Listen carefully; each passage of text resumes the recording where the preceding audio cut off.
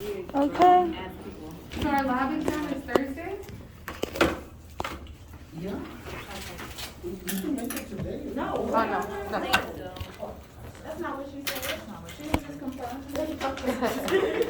Yeah, so I sent you all that schedule, remember? Yes. So here's the plan for this week. So today we'll do cardiovascular systemic infections. We'll start nervous system infections, we'll go to lab. We will look at the stuff we did last time. We'll review for the practical. We will then continue on with the nervous system. Because I need to get done so that we have time to do the case studies on Thursday. On Thursday, you'll come in and immediately at 10:30, you'll take the practical, be 50 questions, all multiple choice. Multiple choice? Keep on set. I have a question. Yes? There's some confusion about whether or not there's gonna be an unknown It's species. really helpful.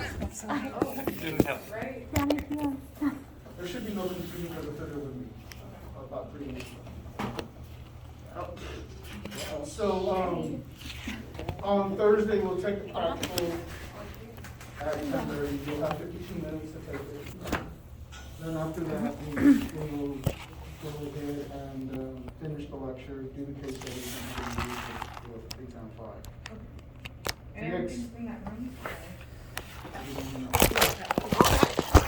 Except we might need to lab and do that. Next week, on Tuesday, exam 5. And then if you want to, on Thursday, it's an optional final. So we can put optional final that day of Thursday? We can take the optional final the day of Thursday? Like that's That's it? the only time you can take it. Okay. Do you want to take it immediately? Well, I know that the semester ends on the 12th or something, but I don't know how that works. Our last day of class is next Thursday. Well, the 12th is Sunday, and that's the last day of our class would be that Thursday the 9th. So there's no other time. I think that's only like when we have like, you have a virtual class that they'll allow the time. If you have like an online test maybe. Even if it was virtual, the last day is the last day, as far as I'm concerned. Yeah, and my former college class, she, like, you have to take the test outside of class in the testing center, so that's what I wasn't sure. I won't do that here. There's a rule, so you must be online.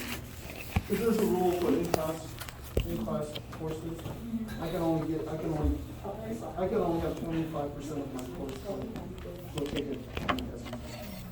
So that's not even. Oh, yeah, that's horrible. So,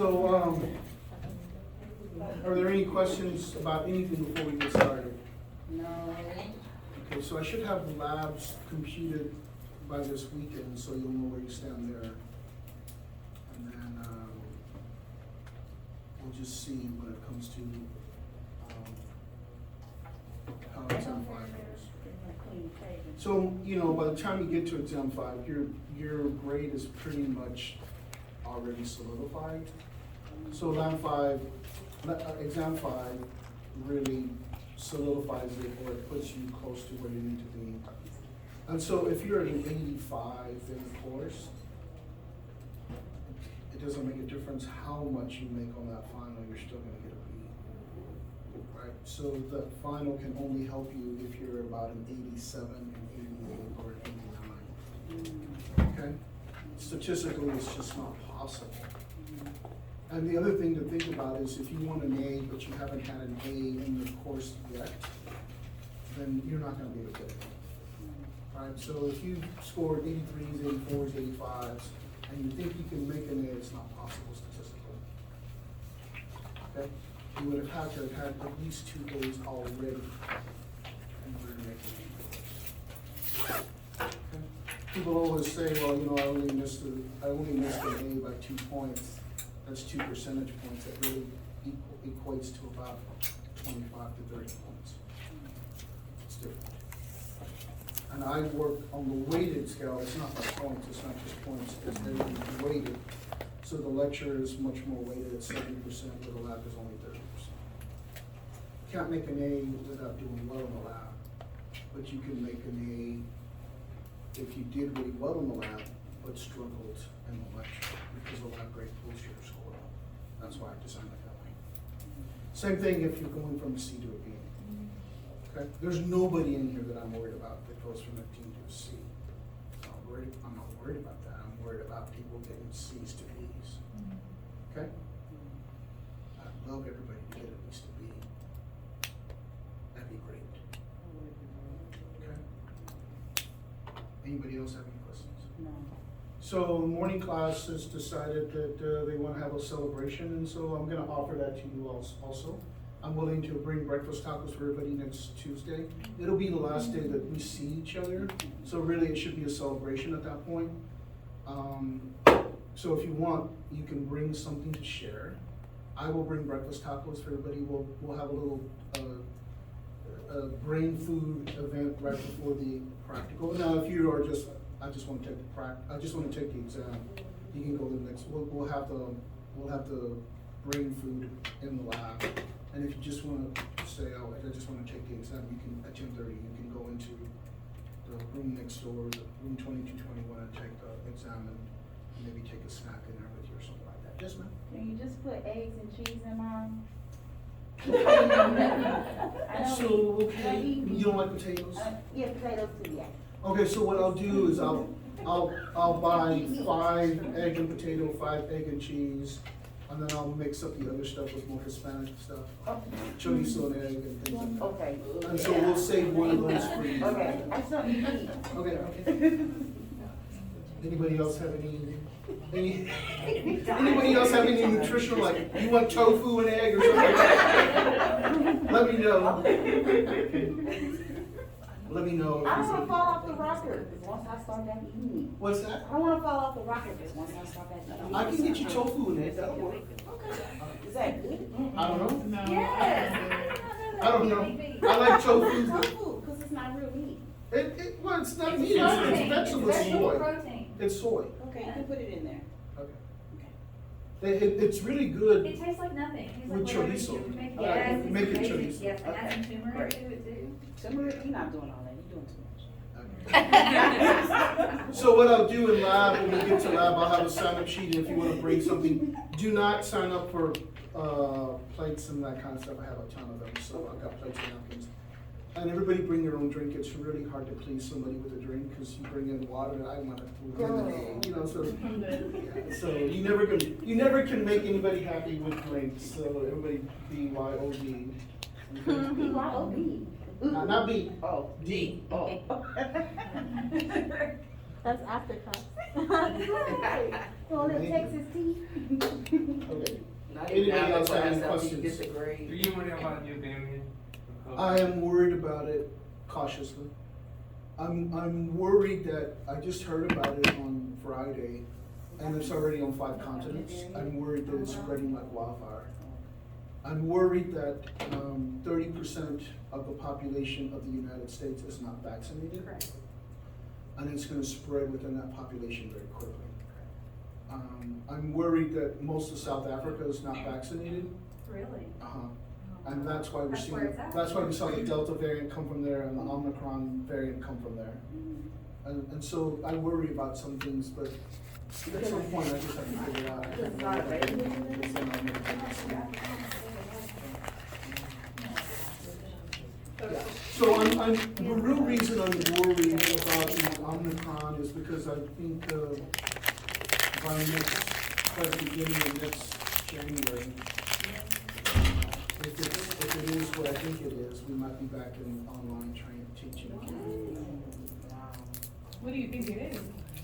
I think it's a very, very easily communicated virus. I think it's the virulence factors on it and the differences in the spike protein are gonna make it hard to control. And I don't know that for sure. They're in the testing process right now to decide if the vaccinations that we have gotten will work correct. Yeah, and so I've 3 times I've been on the, let's get my booster, and every time I get there, Mr. Villarreal, you don't really fit in any of the categories. You don't fit in any of the categories if you would get the vaccine early, sorry, go home. Now it's open to everybody, and so I'm on for next Friday. I was on for yesterday, but there was just too much going on yesterday, I couldn't do it. So I'm on for next Friday. I know, I am not a physician, I'm not giving you medical advice, but I care about all of you. So I would hope that you would get your booster. And if you haven't been vaccinated, by God, please get vaccinated. Okay. Do you think like with the way our like political system is set up and the way that they think, they're not gonna like force us to go back to all of that? Cause I feel they were saying like once we got rid of the mask, like there's no way people are gonna go back to. Well, I mean, we're already there. So I was in HEB yesterday, and probably 60% of the people in HEB were not wearing masks. Yeah. And it's worse than mask. That's what I'm saying. Do you think even if the variant is still that bad again and it's scary and all of that, but I don't know. I mean, I don't. So, I think that, as long as we have a large population of the world not vaccinated, we're gonna see these mutations. For those of you who don't know, the SARS-CoV-2 is already mutated over 30,000 times. We only hear about the mutations that are scary. We don't hear about all the other ones. But phylogenetically, there are people keeping track of it. What are they saying about the new variant? Right now, that it just moves a lot quicker than the Delta variant does. But all the same symptoms? They don't know if it's, there was one report that said that it's not as serious, but that it makes people sick quicker. So it has a higher RO, R naught, right? Has a higher R naught. We're gonna know pretty quick, right? Because there's some pretty smart people doing some testing. And that's not, I mean, there are already people, I was giving some congratulations yesterday, but there was already some people, on Facebook saying, here we go again, right? So I'm not gonna comply with people wanting me to get vaccinated, so just stop saying these things. Well, why don't you just unfriend those people who are saying get vaccinated, right? And that way you don't have to listen to them. We're just never gonna get, I think eventually SARS-CoV-2 will end up like the flu, where you're gonna have to get a vaccine every year in order to not get seriously sick. I'm okay with that, because if that's the way it is, that's the way it is. But people, you know, I tell you, people, flu is serious, but people don't take it serious. Don't tell me, but think, reflect on yourself, how many people have gotten the flu shot already. Do not tell me, because then I'll be grumpy. But, I mean, I got mine first week I was out there. And young people just don't want to get it because they think they're not in the right demographic to die from it. well, I work with old people, so it makes you. Thank you for being responsible to Yeah. them. Right. Yeah. You get to see it much more than a lot of people do. You did say it was okay to do your flu and your booster at the same time? I got, yeah. You So, get really tired though. I went with my neighbor to get my flu shot, and she said, well, I haven't got my, I said, you've been hanging out with me, you haven't got vaccinated yet. So I said, hit her on both sides. Oh my lord. Or a thigh, because that's a larger muscle and you'll have less. Yeah, she's My kid's pediatrician. she suggested can for handle, kids. she's got a lot of, Pain mass to tolerance her. built up. All right, anybody else? I think you'll enjoy today's lecture. It really is looking at systemic infections. And really, systemic infections can start from a boil or any place in the body. And so it's really important to understand the kinds of things that can happen. And so let's talk about them. So first of all, the term sepsis means that you have bacteria in the blood. Sepsis or septicemia are old terms. We're trying to get away from using those terms, but they mean the same thing. So when you have an infectious agent in the blood, we say that people are septic. They can also be septic because of toxins in the blood. They can be septic for lots of different reasons. That's why we're trying to get away from using the term septic or septis or septicemia. We would prefer to talk about the organism that's in the blood. So if it's a bacteria in the blood, we call it bacteremia. If it's a fungus in the blood, we call it fungemia. If it's a virus in the blood, we call it viremia, and guess what we call it if there's a parasite in the blood? Parasitemia. Very good. So on an annual basis, the M really stands for 1,000. I was told by other people that it stood for million. I've never seen it that way, but okay, I can get it, why it would be that way. But million would be 2 M's for me. But here you got 500,000 cases on an annual basis in the United States. It's got about 25% mortality rate in the United States. It's higher in other countries, right? 10% of the patients who die from septic infections have got some other underlying condition or a comorbidity. Diabetes is the number 1. Okay? It's the 13th leading cause of death in the United States. Hence, there's not a lot of pharmaceutical companies working on research for antibiotics. When I left Abbott Labs and went to another company, there were 8 novel molecules that were sitting on the shelves that hadn't been taken to clinical trials because it's expensive to take drugs to clinical trials and then to try to get them to market, right? And so since there's not very many deaths associated with it, then it's not going to be something that the pharmaceutical companies spend a lot of money on. So they're going to spend money on things like the 5 more common causes of death in the United States, which are cancer, cardiovascular disease, cerebral vascular disease, diabetes, and unfortunately suicide. Okay? So when you talk about suicide, it's really talking about all of the psychotropic drugs that are used to control the manic state and things like that. Okay? And then, of course, that leads to the drugs to make life more happy, right? And so you throw in Viagra and a bunch of other sort of things, right? Which the pharmaceutical companies are making billions off of, right? And so, you're more likely to contract one of these infectious diseases that becomes septic in a hospital setting. Yeah, it can happen in the community, but mostly it's going to happen when you're in a hospital, right? I told you before, people go into the hospital with influenza, but they die from bacterial pneumonia. That's why people are so afraid of hospitals. Yeah, I don't like them. I think I told you when I had my surgery, when can I get out of here?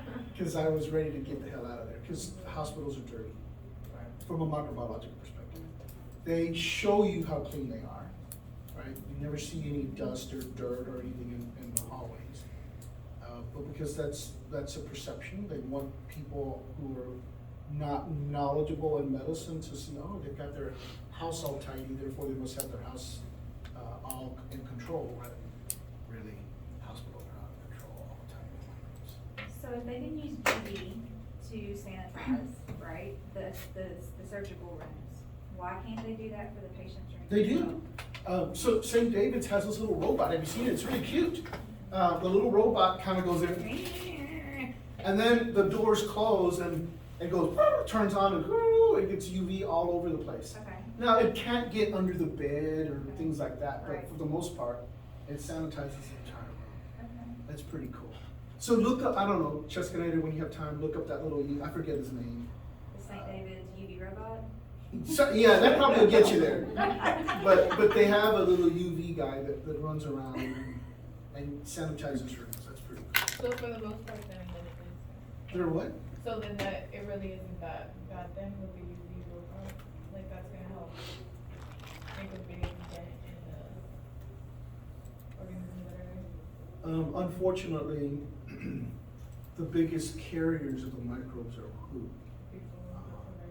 So you're more likely to have an organism and spread it to your patient than the patient is from getting it from the bed, unfortunately. Okay, I told you first day of class, you are the biggest risk to your patient. Right? Yeah. So that's pretty interesting to think about. So here's the sepsis cascade. So what happens is the infectious agent gets into the body, right? It goes through the infectious process, right? It comes in contact with those tissues, it manifests itself, begins to grow, has a constant supply of nutrients. And then the immune system kicks in. And sometimes it overdoes it. You've heard of cytochrome storms, right? So the amount of antibodies that are produced are so prevalent that they start not only to attack the infectious agent that's the body, but they start our own immune system does damage to our own tissues and organs. right? So that's a cytokine release, right? You have inflammation, you have sometimes coagulation, that's what happens with COVID-19, right? You have severe septic shock develop, and then usually the liver or the kidneys start to fail. And once one of them starts to fail, the other one follows pretty quickly. And when you have both of those gone, you have multiple organ dysfunction syndrome, and then you die, right? So what we're trying to do is trying to stop that progression of what we call the sepsis cascade, right? So we want to stop it quickly, and the only way we can do that is to understand what the pathology is, what's causing people to be sick. Okay, and unfortunately, a lot of times, Lakeisha, when they come into the hospital, they're already way into the progression of the disease or the infection. Okay? So the most common cause of bacteremia or septic infections are gram-negative rats. And so after that, you have coagulase negative Staphylococcus, that's all the Staphylococcus, not Staph aureus. Then you have Staph aureus, Enterococcus, and then you have yeast. And so the yeast can be Cryptococcus. There's a lot of different genera that can actually be the etiology of this. So if you, on the exam-poo, if I ask what's the most common cause of septicemia, it's going to be gram-negative. It's going to be gram-negative rats. Okay, we are seeing this now. It's happening right now. But I read a paper a few years back. One of the scientists was predicting that we're going to see a rise in bacteremia and other types of blood infections for the following reasons: large numbers of immunocompromised patients and the population. Now, he was specifically looking at the U.S., but you can convey this to other countries also, right? And so we're not just talking about HIV/AIDS patients. We're talking about individuals who have comorbidities. They're diabetic, they're morbidly obese, they have myasthenia gravis, they have autoimmune dysfunction, all kinds of different things. Pregnant females, you could go on and on and on about what's going on, right? The more frequent use of invasive procedures or devices, my shoulder was bad, I got a new shoulder, and it worked great, right? But that's, yeah, you can get a new shoulder, new hips, or new knees, that's great. But those aren't the most common ones. The more common ones are slightly cosmetic procedures. We have liposuction, breast augmentation is really big. It hasn't been big for the last 2 years because of COVID, but there's a lot of people who are perfecting their breast, right? And so that's pretty cool to get about, right? Yeah, I walked right into that one, didn't I? And I'm being recorded, thank you very much. I didn't really mean anything by that. The greater availability of life-sustaining technology, and so what I'm really thinking about here when I wrote this was dialysis. So just think about how many people are on dialysis and how many people will be on dialysis, right? So my mother was on dialysis for 8 years before she finally passed away. And, the 3 times a week she had to go and get dialysis, and the 2 hours right after the dialysis procedure, she felt terrible. But after that, she could live a normal, healthy life with no constraints, other than, she was in a wheelchair because she was missing a leg. Other than that, there was no constraints. Non-compliant. My mother was the biggest non-compliant person I ever knew. I told her, don't eat anything that's processed sugar. If you want something sweet, have a beet or have a cucumber or have an orange. Those are not That's sweet. it. They are Sugar is sweet. not sweet. But she would buy cookies and cakes, and then she had a lookout. So my aunt was supposed to tell her when I was coming to town, he's coming on Friday.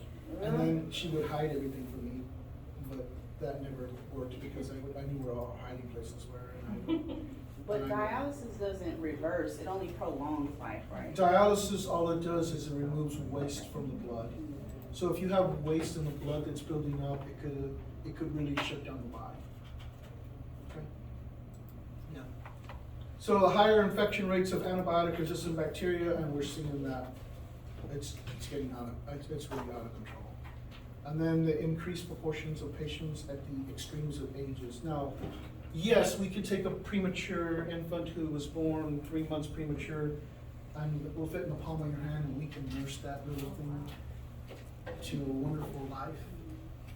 And so that is the thing we can do with our technology.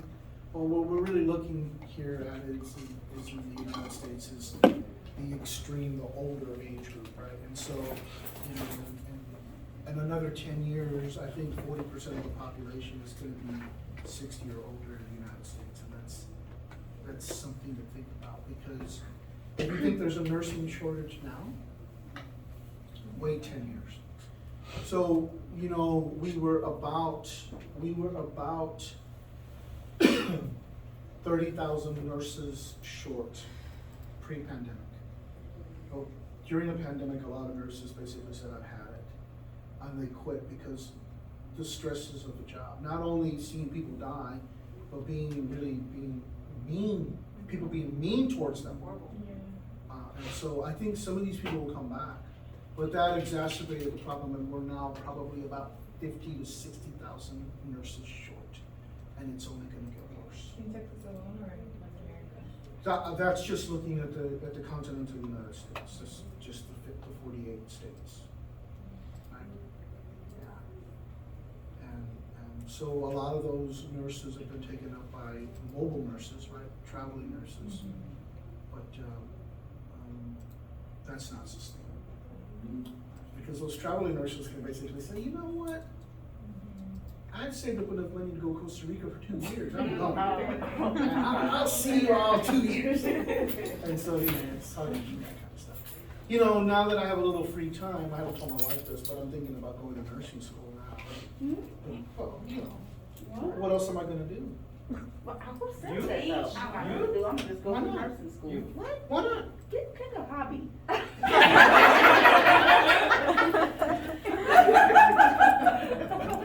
Knit or something, I don't know. I like being a student. Okay. Serious? Take the microbiology class. Yeah, so, you know, one of the saddest days of my life was defending my dissertation because I knew it was over, you know? So, but, you know, my wife probably will say no. She'll go, we have a lot to do. I'm like, "Oh, I can do this part-time." Yeah, so we'll see. I did want to talk about a new trend.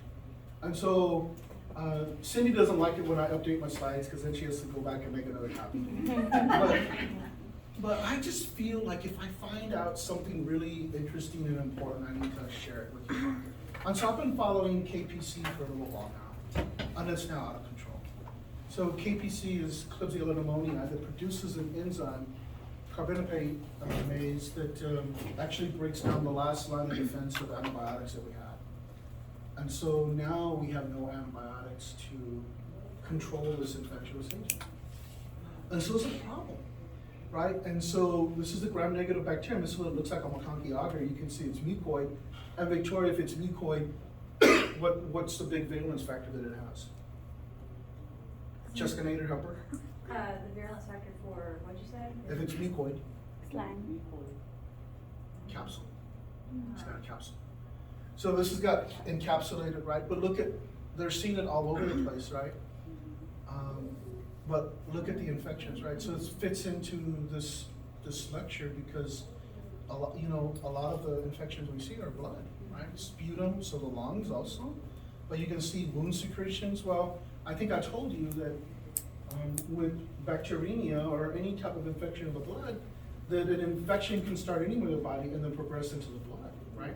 So you can have an abscess, and the abscess then can encroach into the bloodstream, get into the circulatory system, and then cause a systemic infection.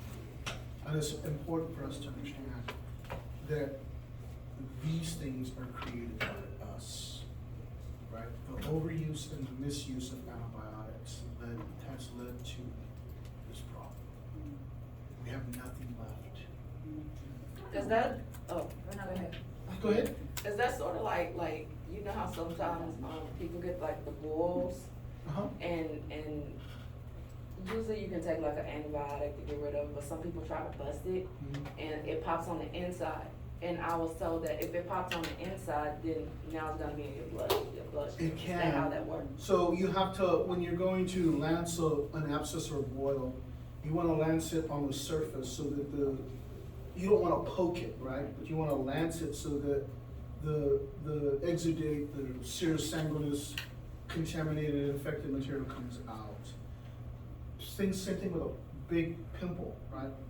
I mean, you've seen people do this and maybe get a little bit out, but then it gets really big, you know, because now it's gone deeper into tissues. So I am not a proponent for popping a zit. I think that's just not a good thing. I know people wanna do that because it starts the healing process a lot quicker, but it could also move that infectious agent deeper into tissues, which then could lead into causing other problems. Lancing is good, but you gotta know what you're doing. What is lancing? What do you mean to say? So it's debriding, and so if you, let's say, Jaylene has a big abscess right here. We take a scalpel, we cut, and then we push gently and all the pus and the stuff comes out. So if you wanna see some really good lancing, go to, popthatzit.com and you can watch what people do. Now, it's really sensationalized, you hear the people screaming and things like that. They don't really need to do that, but I think it's just because you know, they get money from watching their YouTube videos. Right? They don't make it free like Pro V does. Just watch it if you want, okay? I'm not gonna talk about blood gases. I used to, but people's eyes would roll up in the back of their head and they stop paying attention to me. I'll leave that to the nursing. Let me look at it. Yes, ma'am. I just want to look at it. Okay. So this is gas gangrene. I will talk about this. So there's different types of gangrene. My uncle had 2 of his toes amputated because of frostbite. He was in the Korean War. And That's Agent Orange, right? no, it was the temperature. Well, It killed or destroyed his tissues. But he had 2, and he tells stories. He would tell stories about when he was alive. The gas gangrene is usually associated with an infectious agent. And it's a mixed infection of anaerobic organisms, typically in the Clostridium group. And so on the exam-poo, if I ask for the most common cause of gas gangrene, it's going to be Clostridium perfringens. This thing right here. Okay? And because it causes a lot of the true symptomology of gangrene.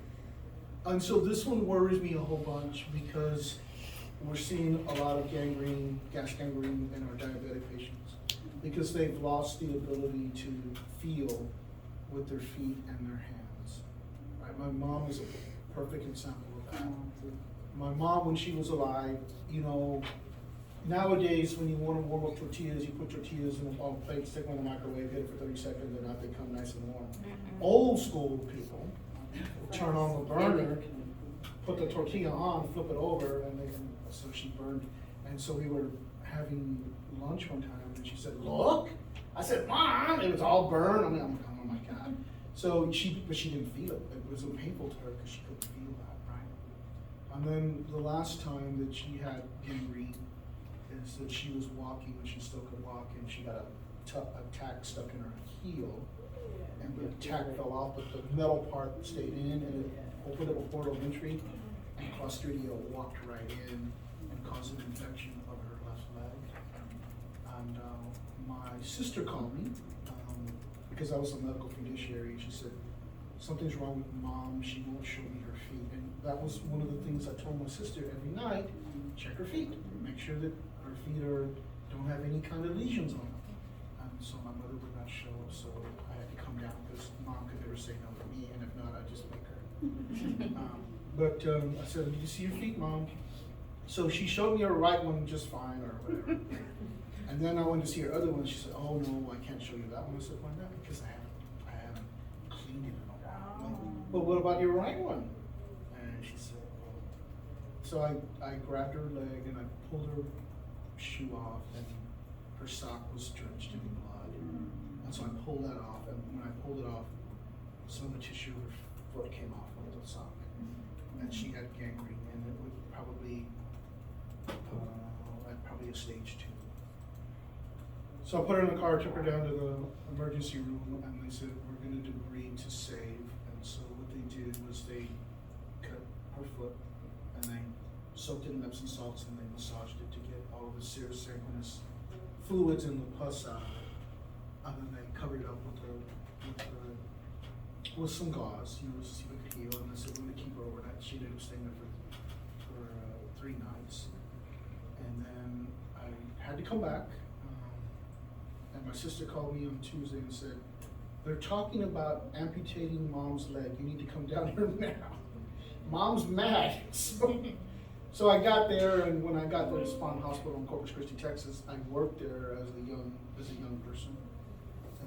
And most of the physicians knew me. They saw me, oh, we need to talk to you. And so I went in, the surgeon came in and he said, here's the radiograph of your mother's foot. You can see that the bone is highly involved now with this infection. He said, we need to amputate to save. I said, okay, do it. She goes, but your mom will not sign for us to do this. I said, well, when can you set it up? She said, we can set it up tomorrow morning. I said, set it up. And she said, how are you going to get her to sign? I said, I'm a medical power of attorney. I'll sign. Mom and Dad should have never put me in charge. Because I'm going to make the right decision. No matter if it's, because you have to be able to do that. So I went in and talked to Mom. Oh, me. No, she was like, don't you let them take my foot. I said, tomorrow morning, Mom, you're going to have surgery and they're going to take off your leg to save you. She started crying. As Hispanic women do, when they don't get their way, they start to cry. You know what I'm talking about. They might have something to say. Look at see. They might say something different. So I looked at my mom and I said, that's not gonna work with me. That's why I'm a medical power of attorney. So I gave her Kleenex. I said, when you stop feeling sorry for yourself, I'll be outside. I'm gonna get some coffee. So I go outside and she says, Mom, my sister come get me. She says, Mom's ready to talk. So we talk. I said, look, we're gonna do this. They're gonna save your life, and you're gonna have a lot of really great. You're gonna have a lot of great Christmases. You're gonna have a lot of great time with your family. She's still crying. Okay, so the next day they amputate. But I was surprised when they amputated, they came back with the open lesion. I'm like, y'all needed to form a stump. And the surgeon said, that's not our protocol. I said, if you leave it like that, we're gonna have an infection again. And he said, oh, it gets worse. He said, because your mom's only on Medicaid, she has to go home. And there's gonna be a home health nurse come over and check on your mother every day. I'm like, we're gonna be here in 2 days with a raging infection. That's what happened. So now they amputated again. This time they took above the knee. And this time I demanded, I said, I'm taking pictures right now of you and this. And so if you don't make a stump, I'm gonna release these to the press. That's enough usually, right? But I didn't have to do anything because they knew they had to do that. So they went ahead and they made a stump with a drain. And so phantom pains are real. Anybody ever heard of that? Mm-hmm. For months afterwards, my mom would go, Mom, what's wrong? My foot hurts. I'm like, Mom, there's no foot there. So, I try to make, have a little fun with her, but she would be having, I'm like, what's wrong? She goes, my foot hurts. I ain't no foot there. Phantom pains are real. Right. But Mom lived another 8 years. And every time we were together at Christmas, I would poke at her and I'd say, aren't you glad I had them do that surgery? And when Hispanic women don't want to remember things that they were wrong about, they'll always say, I don't want to talk about it. How fast can gangrene spread?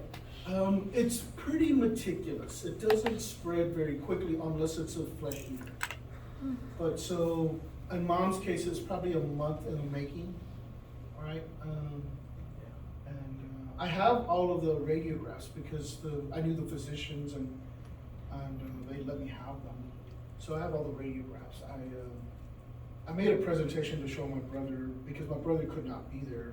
My brother could never make decisions for my family because he's too sensitive. He would not be able to live with the fact that he said Mom's leg should be amputated, right? So he looked at me when we were talking about this. He said, it's you, buddy. I said, I understand that. And my sister said, yeah, mom will make me do things that I don't wanna do. I'm like, yeah, she won't make me do that. What, oh, I'm sorry, go ahead. Why does when people get frostbite, why does it cause gangrene? So gangrene is a catch-all term for necrotic tissue, and having frostbite kills the tissue, and the tissue's not gonna come back. It's different from infectious gangrene, which is caused by an organism. On the organism itself, you can see it's called gas gangrene because the organism is anaerobic, and it produces a lot of gas. And so when it produces all this gas, Tanisha, you can see that it's in an anaerobic form. And so one of the things that we use for treatment for gangrene, gas gangrene, infectious gangrene, is we infuse the tissues with oxygen. And so we will debride, we will cut, we will remove all the necrotic tissue and allow it to open up like this, and then we'll infuse oxygen into that. We can do that by massage, or we can use hyperbaric therapy. And hyperbaric therapy is a little bit easier to do it with. And so hyperbaric therapy, we have them so we can put the arm or the leg in it, but we also have chambers where we can put the whole body in it, and we have rooms where we can have multiple people in the same room in a hyperbaric room. So there are hyperbaric bars here in Austin where you go to a bar to dance and have fun with your friends, but they're putting in pure oxygen. And when you take in and breathe pure oxygen and remove the alcohol, you get happier a lot quicker, right? The casinos know this, and the casinos for years have been pumping pure oxygen into their casinos so that you would then be happy when you're in a casino, right? What? So, That's yeah. crazy. Ever like go to a casino and then I'm only gonna spend $100 and you spend $800, right? And so always have a plan about how much money you can spend when you go to a casino, and once you hit that, you can't gamble anymore. Yep. Yeah, I've gone to the casino with my mom and my dad, and it's weird because I can't stay up past 9. And when I go, we've stayed awake every time we go for 48 hours, 24 hours, and it's crazy. What? And it goes by so fast. Yeah, they make you happy. Baby. With the gangrene, does it have a smell? Oh, yes. It is the worst smell ever. So, with my mom's, and I've had, I was working as a traction technician when I was 16, 17. But with my mom's, it permeated my clothes and my hair. I had a lot of hair back then. But it was in my clothes and I couldn't get it out. And so I just threw those clothes away. My wife threw those clothes away. It smelled bad. Even after washing? Huh? Even after washing? Even after washing. That's like going into the hospital or nursing home, that smell. Well, that's a different smell, Yeah. right? A little more about it. Yeah, people do develop a different type of smell the older we get, but part of that, which is what my aunt complained about all the time when my cousin had to put her finally in an assisted living home, is that the place just smelled of urine, right? And that's a different smell, right? I know, I was just kind of. So a lot of those elderly individuals are incontinent, and so you have that kind of problem with them. I would like you to know that hyperbaric therapy is a therapy that's used to treat gangrene. I was gonna say as well though, with hyperbaric, I saw this in Grey's Anatomy, so I don't know. But they would have to let them decompress after a certain time. So these are all pressurized, they're Yeah. pressurized. And so what that does, so remember, think about the rules of a plasma membrane, right? So the plasma membrane, oxygen will go across the plasma membrane easily because it's a small uncharged molecule. But now if you pressurize it, you force the oxygen into the cells. And now all the tissues are being oxygenated. What a beautiful wow. piece of science, right, to think about. Yeah, okay. Okay, plague. So there are 3 forms of plague, but the etiology for plague is Yersinia pestis. It's related to E. coli. And so if we think about how this might work, right, pneumonic, the plague of the lungs, septicemic of the blood, and bubonic, it gets into the lymph nodes, right? And it's called bubonic because of these round lesions that form that are called buboes, right? And so therefore buboes, bubonic plague, right? And so if we think about this, then rat and the flea are notorious. The rat is the reservoir, but so are squirrels and a bunch of other things. And the flea is the vector. And so, now that doesn't mean that this is the only way you can get plague is to be bitten by a flea. You can get it from other vectors also. Or if it's pneumonic, you can pick it up. Somebody who's infected talking or coughing. How do people, Aerosols. how do people in New York not get like extremely sick? I don't know how they don't have things running around here. So New York is a really huge city. I don't know, what, 14 million or something like that? But they've got their place under control. Yeah, that's what I'm like. And they have So the rats. only other places in the world that are in more control are Japan and Korea. Those people have got everything under control, at least from what I've looked at, right? So those are two places I want to go. I want to go to Tokyo and I want to go to Seoul. Those are one of my, but I want to go to Vietnam, but now that I found out Vietnam was so polluted, I don't want to go there. But those two, I want to go to Tokyo because of the technology there. Everything is done by robots. I just think Korea's a pretty. Korea's better. What's that? Korea is better. No, I'm telling the truth. That's where I do want to go there. So maybe, maybe you could be my guide there someday, yeah? So I'd love to go. Okay? So with this plague, and so if we think about it, in Texas, we have about 2 or 3 cases on an annual basis. Yeah, it's still around. And it's west of I-35. We have not seen a case of plague east of I-35 in, I don't know, years. But we always see it west of I-35. The closest place that we've had it is Wimberley, but mostly it's in West Texas, okay? And so sudden onset of high fever, chills, general discomfort, muscle pain, oval reddening of the lymph nodes, so usually you have it in the wrist or the armpits, and in the ankles or the inguinal areas of the body themselves, right? And so those are buboes, right? So treatment, because this is such a virulent organism, we usually throw 3 antibiotics at it. And so streptomycin is typically the drug of choice, but then you throw in 2 others.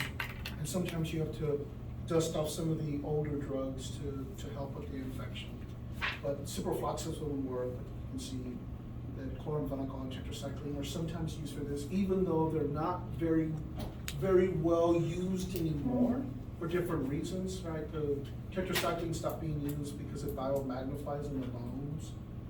And so if you are a bigger person and you start to lose weight, the tetracycline will come out of the bones.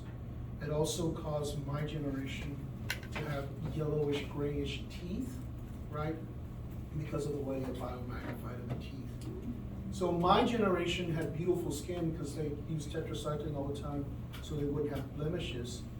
But then they got really interesting looking teeth. So it's pretty interesting to think about. Yeah, so plague itself, if we treat it and we catch it early enough, we turn the mortality rate to about only 5%. So here you can see it's called Black Death because of some of the necrosis that happened with the disease itself. This is the way that a physician used to dress when they were dealing with plague patients, right? And so back in the day, this would have been kind of homologous to the types of latex that we have today, except this stuff was very heavy. And you can see they wore gloves and they wore this mask. And at the end of that mask, by the way, if you find one of these masks somewhere, and I'm not talking about a reproduction, I'm talking about the real thing, it'll probably go for $1,000. Call me if you see it at an antique store, because I want one. I collect things that are microbiologically related. And, You're gonna have me trying to go make one. No. But they used to put thieves' oil and camphor at the end of this because those things were known to have antimicrobial effects, which you guys are going to get to see, but the chest's going to do with their essential oils, right, in lab today. Okay? So if you see this image and I ask, what is this image associated with, and I give you 5 choices, the answer would be Yersinia pestis. Yersinia pestis is related to E. coli. It's in the same family. It's an enteric. right? And there's been so much artwork and so much folklore and so much, literature that's been written about play that I used to, for this course, I used to have an assignment that would be equal to one exam where people could find 5 examples of where a microorganism was used as an inspiration for either a play or a piece of art or something, and talk about it. But I stopped doing that because the only people that did it were the people that were already making A's, and the people who needed to do it wouldn't do it. So I stopped doing it. Okay? One of the most important things that came out of the plague and the inspiration of plague were a couple of things that I like to talk about. One of them is a Pied Piper Hamlin. The Pied Piper Hamlin, anybody heard that story? So Pied Piper, of course, played the flute, and he led the rats out of London, and then the plague went away. But then the mayor wouldn't pay him, so he got mad, and he played the flute and mesmerized the children, and took the children, and really, so they paid a bigger price, right? So that's kind of morbid kind of thinking. And the other one, of course, is Ring Around the Roses.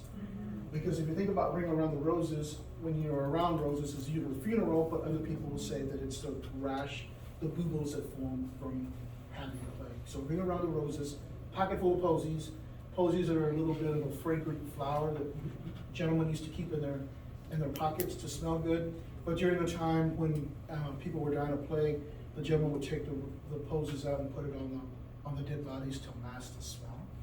Ring Around the Roses, pocket full of posies.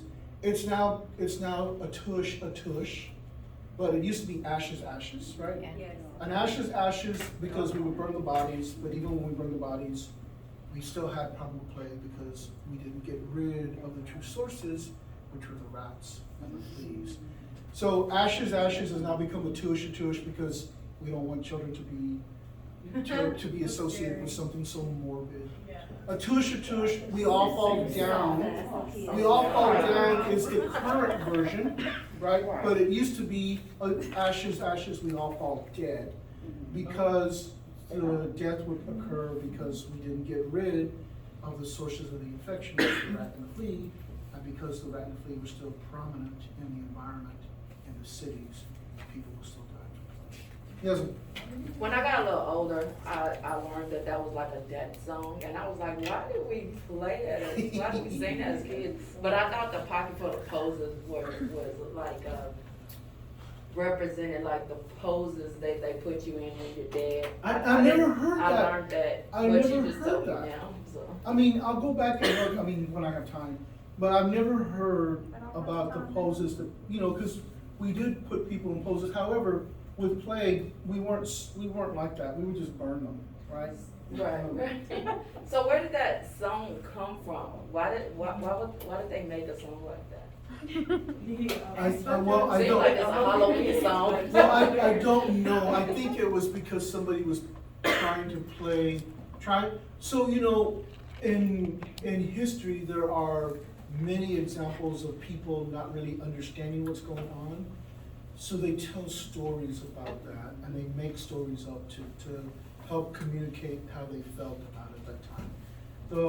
The most common stories like that we hear from First Nations people, where they tell stories about, how they didn't want to give up their land, so the people took it away from them by killing their source of food, right, the bison. And so there's all these stories all over that are kind of used to tell a story, but because they didn't have a good grasp of what they were really seeing, they just used kind of rhyme and storytelling to tell the story. And there's a lot of symbolism in some of the stories, as there's a lot of symbolism in a lot of not just the Grimm, but also Mother Goose and a lot of those fairy tales. There's a lot of symbolism and adult themes in those particular ones, right? So if you go back and read them, I've been very interested in the Brothers Grimm stuff because it is pretty morbid stuff, right? Like rocking my baby on the treetop, like the baby falling out of the tree is like horrible. Those are stories that are meant to tell the story of how they felt at the time. And what about London Bridges fell like that? So I'm not real familiar with that one, but I'm sure there's a lot of It is. symbolism there It is. also. right? It is, it's one of those death and dying. All these subliminal messages, and we think we singing lullabies to our babies. What is like documenting? So, Books? Several years back, I went to a nerd conference in Washington DC, and one of those days they had kind of a open afternoon, and I already had decided I was gonna go to the Smithsonian. And I didn't get very far, because when I walked in, it was about science, so I got stuck there for a while. And then I walked into a room and there was a botanical garden, and I got stuck there for a while. And then I walked into another room and it was about Asian art, which I absolutely love. And so that was the last thing I saw. And so I didn't get very far in the Smithsonian, and I told the people I was with that I was gonna skip the symposia the next day because I was gonna go back to the Smithsonian.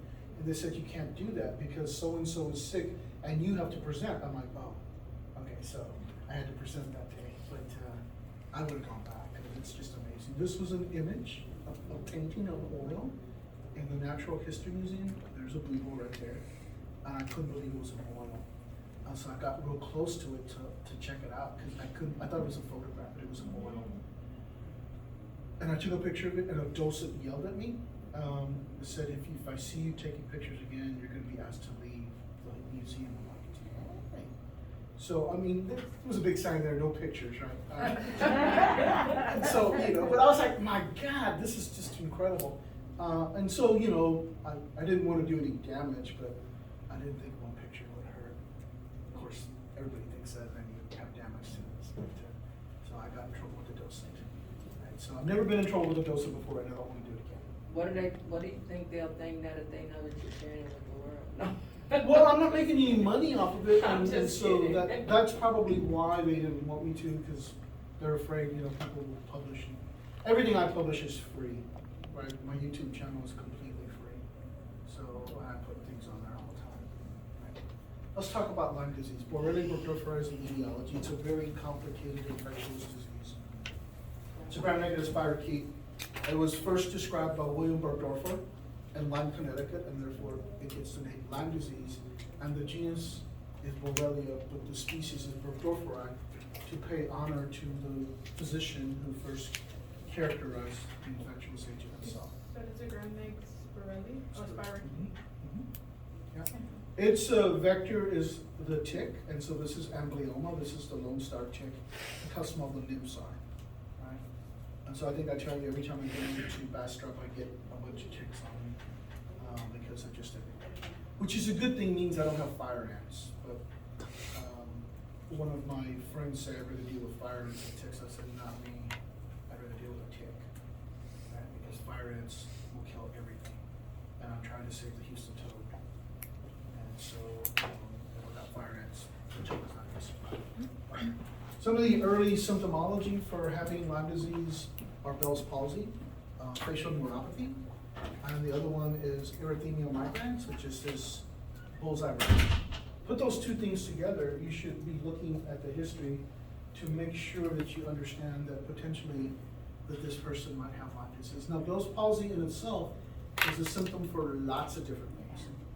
So you can't just jump to the conclusion of Lyme disease and you say Bell's palsy, right? You have to look at everything that might be associated with it. And so we have to understand that there are lots of things that get used to believe that there's certain things happening in the body.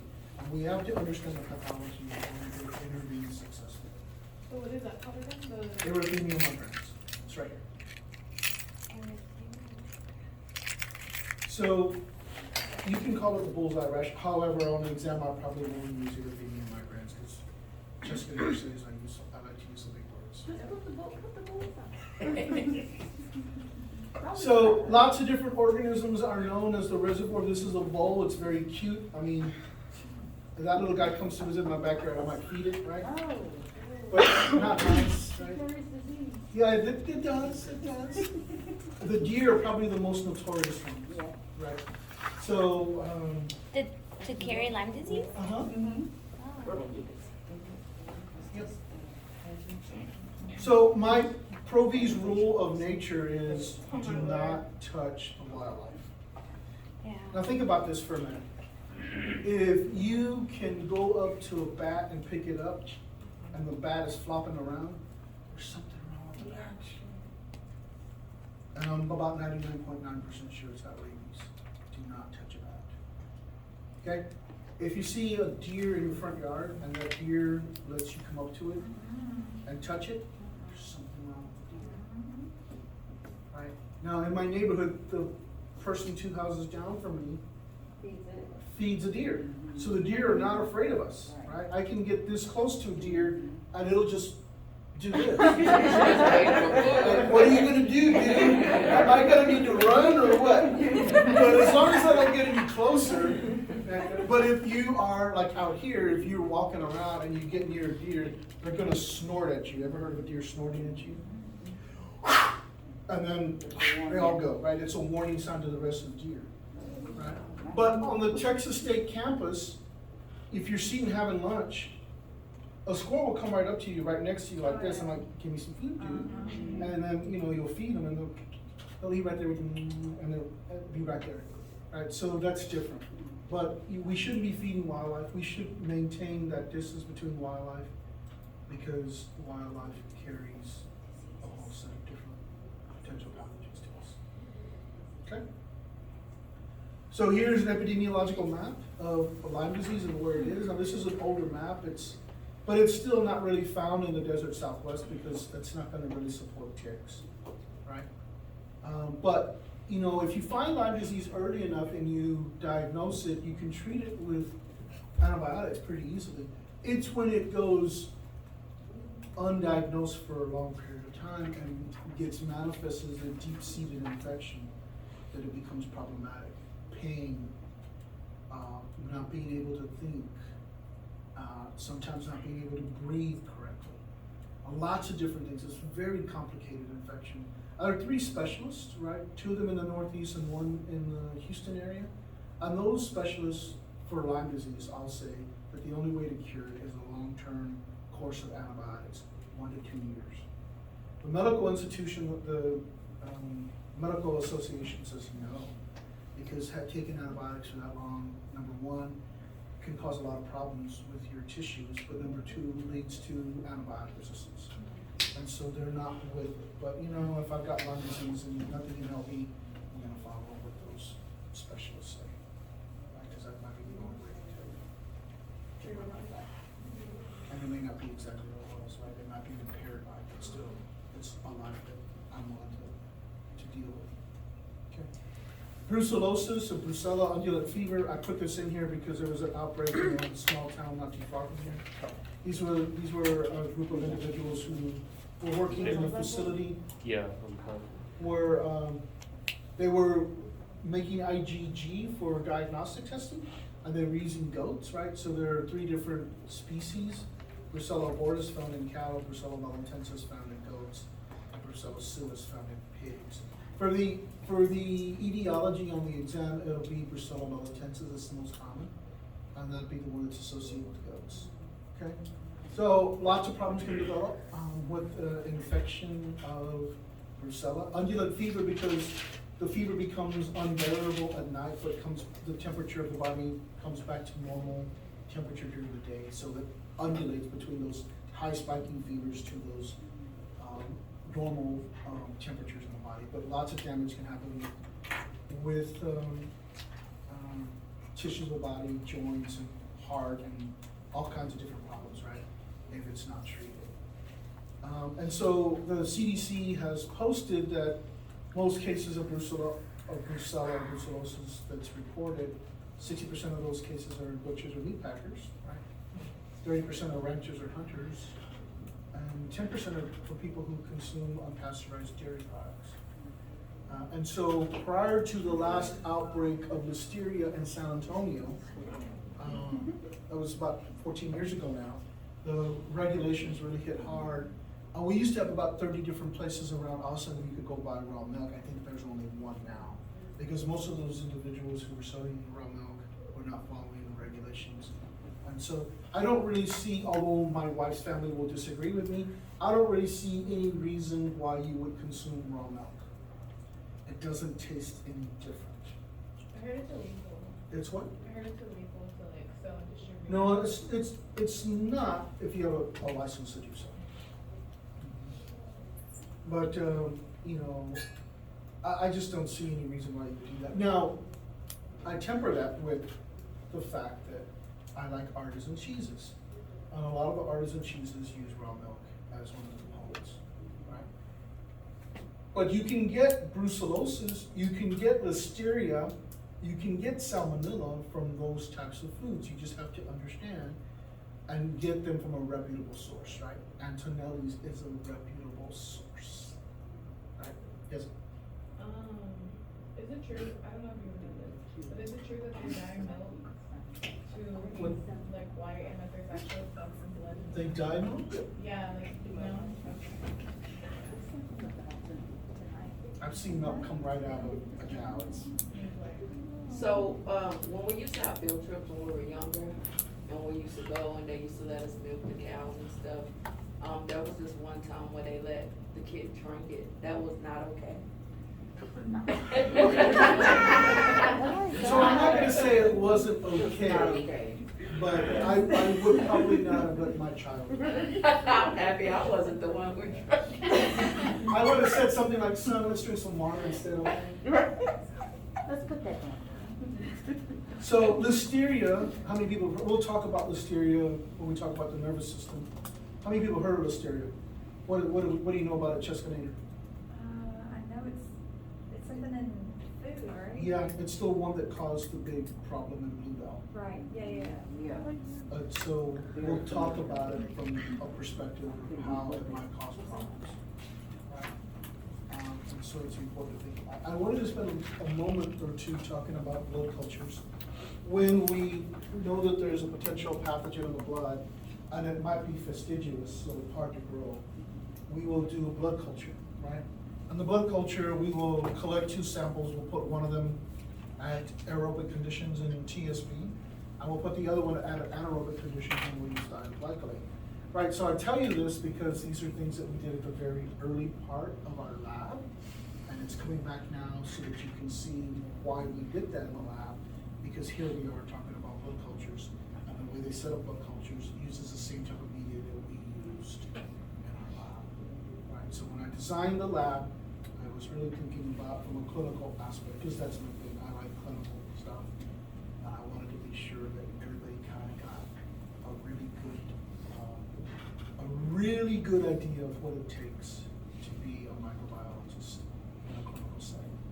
I think you've gotten that already, and we're not quite done yet. I think you're getting it.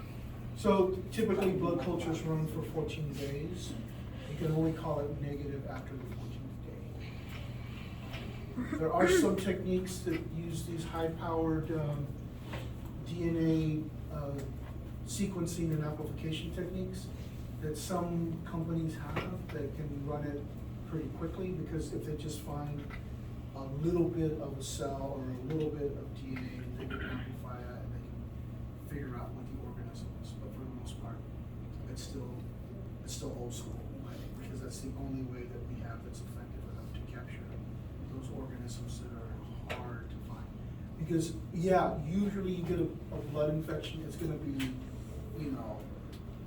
it's gonna be a gram-negative rod, or it's gonna be Staph aureus, there's gonna be something, but every once in a while you get one of these really weird organisms, and so we need to be sure that we're covered with those. Okay? And once you start taking antibiotics, you may never know what it was, because the antibiotics are gonna affect the growth patterns of those organisms, and you may never be able to capture it. So we need to take the blood culture prior to any initiation of an antibiotic regimen. Okay? You can see that brucellosis itself, if we treat it with antibiotics, you can see it's either doxycycline or rifampin, but the mortality rate gets below 2%, and that's usually for individuals who develop endocarditis. What's endocarditis? It's the infection of the inner part of the heart itself. tularemia, I want you to know that there are two infectious agents that are so easily transmitted that you only need 10 cells to get an infection. And one of them is Franciola, and the other one is Shigella. Be sure you know that for the exam. So, and you know, we're not gonna cover Shigella because it's part of the enteric lecture. You'll have to watch that on your own time. But I'm gonna ask the question, right? Which of the following infectious agents are most easily transmitted? And so the answer is gonna be Franciola and Shigella. Franciola itself causes tularemia, very, very contagious. The organism itself is very hardy. It can live in low temperatures and water and in moist hay and just about everywhere in nature. People have been known to acquire Franciola from mowing the grass on the side of the road and then hitting a rabbit den, and all the dust pops out of the rabbit den and they breathe it in and they come down with tularemia. Okay. It was first called rabbit fever, right? And so this is a book that I collected as part of my collection of things that are related to microbiology, but it was first isolated from rabbits, and so it was called rabbit fever for a long time. But we know that there's a lot of other organisms, a lot of other mammals that could be reservoirs, right? So we're looking at some things like voles, mice, water rats, squirrels. Okay. The ways that people acquire tularemia are with direct contact with an animal carcass via broken skin. So you have a cut, and this happens all the time with hunters when they're field dressing their animals and they have an open lesion and there's Franciola as part of that animal and then it gets in the body, right? It can also be with a bite of an infected flea, a deer fly, or a tick. This is a deer fly. If you've ever been bitten by one, but they hurt and they're aggressive. People are more worried about horse flies. To me, those things are slower and they don't hurt as much. Deer fly hurt. Okay. And then the other one is ingesting infected meat that wasn't cooked properly, or contaminated meat that wasn't cooked properly. So about 8 years ago, I was in my office and a man came up and knocked on the door and said, "Are you Felix?" I said, "Yeah." I said, "One of your colleagues said I should talk to you about my problem." I said, "What's going on?" I said, "Well, I have some sausage that looks kind of different and we wanted to know your impression of what it might be." And so I said, "Let me see it." So they brought it in and they had it on this little bucket, and I opened the bucket up and the sausage was white, it was fuzzy. And I said, "Your sausage is contaminated with a fungus called streptomyces." And he said, "How do you know that?" I said, "Because that's what it smells like." He said, "Well, is it edible?" I said, "No." You started being cooked it to 180 degrees and so So I said, "No." I said, you should throw that sausage away." He said, "Oh." I said, "I can tell you what happened." I said, "Somebody dropped some of the casings on the floor and picked it up and used it anyway." And he looked at me and said, "My son." Oh. Yeah. So I said, "You should have just stopped him right there." He said, I just didn't think that, he said, "I thought the processing, the smoking of the sausage would cure it."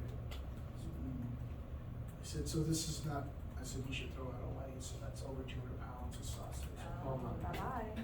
Sorry. So, you know, I said, "Look, it's just my opinion. I mean, I'm not gonna eat your sausage, okay? I'm just not gonna do it." I said, and I don't think you should either. So couldn't we make people sick? I said, "Yeah." So don't. He was trying to sell it, like. No, he was gonna give it away as Christmas gifts. Merry Christmas, I do not like you. So I said, yeah, no. I don't know what he said. And from time to time, we had another professor here, Charlie Beeman, and he would make his own deer sausage and he'd give me some. It was delicious. Oh, yeah, it was good. It was real good, but it was never contaminated. So usually with tularemia, there's a focal site of infection. So you can see here's the foci right here, and then it spreads. So if you come in and look like this, I'm thinking, okay, Staph aureus, and then you start doing a little bit of research, you're like, oh hell, this is not Staph aureus, right? And so at this point, you're thinking, well, we need to get a good answer, right? Because it's so contagious. You don't want anybody around you working with it. But one of the more interesting things about tularemia and why I find it so fascinating is that tularemia uses the mechanisms of the body's defense mechanism to grow. So it gets phagocytized, but it resists the formation of a phagolysosome, and it just grows in the phagocyte, and now it's protected from the rest of the immune system. Wow. So it just continues to grow, and at some point, it triggers apoptosis, and all of the bacteria get released into the blood. Wow. So on the case study, all of this stuff that you're putting in your presentation, okay. You're gonna see it. It's gonna be beautiful. So also another question, do we get to use these notes? You can use whatever you want. We use you too. No, you cannot use me. Can we use You each said other? everything. Well, I don't know why you would do that, but, Cause someone may have taken better notes. oh, but you've got a really great group of individuals that are very smart. I think you should rely on them first, Right. right? So, but, yeah, there's no rule that you can't talk to somebody else. Okay? Cat scratch fever, I put it in here because people always say, what about cat scratch? I'm like, I'm not worried about it because it's self-limiting. It's not a problem, but people just kept asking about it. I put it. So Bartonella is the etiology of cat scratch fever. Cat scratch fever, for the most part, is self-limiting. You get it. It's usually superficial. It's there for a little while and then it goes away, right? And so, of course, we have Charlotte the cat, who's a feral cat, and she's now really good friends with my wife, but she scratches my wife all the time. I said, "You're just asking for problems." So here you can see scratch and bite marks, and that's how the organism gets in, because the organism, along with others, Pastorella, a bunch of others, can get into the body because they're normal flora, they're normal inhabitants of the cat's mouth. Okay, and so cats are very clean. They're forever licking themselves, licking their paws, and they get on there and they scratch, and then they come down with cat scratch fever. Right? So this is the Motor City Madman. I put him on here because he sings a song called Cat Scratch Fever. But if you listen to his songs, Gio, go home and do this. Listen to his song, Cat Scratch Fever, YouTube. He's not really talking about cat scratch fever. What he's talking about is a sexually transmitted infection. And so these artists, they take liberties with the symptomologies and they mix it all up. And so it confuses people who, like me, are like, what's he talking about? He's not talking about cat scratch. He's talking about something else. So he got it from the girl next door. Are you with me? So yeah, that's not the way it works. So Bartonella is the etiology. Let's talk about Chagas disease. We've covered it before. I'm not going to spend a long time on it, but I do need you to know that the etiology for Chagas disease is Trypanosoma cruzi, and that the vector is the Regeviid bug. Okay, and so there's the Regeviid bug. What is this called right here, Cindy? When you have partial paralysis of the face, what is that called? Bell's palsy. Bell's palsy. So it can be a symptom for a lot of different things. So the organism itself, if it's in the body for a period of time, it can lead to all kinds of problems with the digestive tract. But we mostly see some of the most serious problems with cardiomyopathy, right? The inflammation of the heart itself. And so it's something we need to worry about because it's here already. You can see where the countries where Trypanosoma cruzi is endemic, and that includes Texas and Arizona. Okay. So treatment is with metronidazole. It's one of my favorite drugs. Benzodiazole also is related, but it's easy. If we catch it early enough, we can treat it. The problem is who's going to know what to look for, right? And so it probably won't matter. We end up to today's lecture with systemic and vector and infections of blood with toxoplasma. And so 95% of us in here, maybe 99% of us are, if we were to test everybody in here, we would all test positive for the antibodies against toxoplasma because we've all been exposed to cats. And there's nothing wrong with that, right? Well, I'm just saying. But a lot of people are like, well, I've never had a cat, but you've probably still been exposed because it's in birds also. So where it can cause infections in just about anybody who's immunocompromised, we see a lot of the education focused around pregnant women, right? Because this, in very, very, very rare cases, can lead to abortions in pregnant women. So what I say is to a woman who's pregnant is you shouldn't be cleaning out the litter box. That doesn't mean you should give away your cat, that's not what I'm saying, but you shouldn't be cleaning out the litter box. And then you wanna make sure that all of the food that you prepare is not contaminated and is cooked properly. And what I mean by not contaminated is you're not cutting the meat and then use the same knife to cut the salad. Are you with me? Because then that contaminates things. So the salad's not gonna be cooked, or the meat might be cooked. Because most of the infections of toxoplasma that we see are related to the preparation or the consumption of food. Okay. Those cats, look at them, they're so cute, they're looking, and they're always scheming about how they're gonna run away and do all kinds of things. And so they, our cat before Charlotte, Miss Kitty, would get out and then would only come back when she was hungry, or if it rained, because Miss Kitty did not like to get wet. And so she would be at the door going, "Tee, in the end," it'd be raining, right? And, yeah. So one time it was raining and it started hailing, and she was like, "Ah!" screaming at the door, "Let me in!" And so she would come right in. She was a cool cat. She died of feline leukemia.